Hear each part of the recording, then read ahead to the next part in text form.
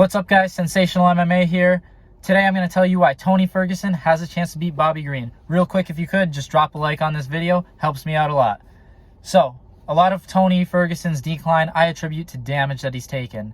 The Gaethje fight, brutal. The Chandler knockout, brutal. Even his the armbar in the Oliveira fight, brutal. He's taken about a year off, and he's had time to let his brain and his body heal. He came into that Nate Diaz fight looking like a sack of shit. He looks in shape now. It's at 55 where he belongs. MMA math doesn't work. I think Nate Diaz would beat Bobby Green's ass. Take that for what you will. Bobby Green's coming off a KO loss. Tony Ferguson has more experience with the top tier fighters. So, yeah, some of his losses are bad. Who's to say Bobby Green wouldn't lose to those guys in the same way? How much stock are we putting into Bobby Green?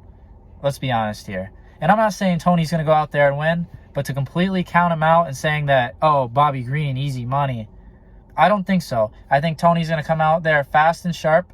Look, he took time off between the Dariush and Chandler fight, and he came out there looking good until Chandler hit him with that kick. And I'm not going to say that's a fluke or something, but that wasn't Chandler's game plan, was to go out there and front kick him like that. That was a Hail Mary, and it worked. Because Tony Ferguson was looking really good in that fight.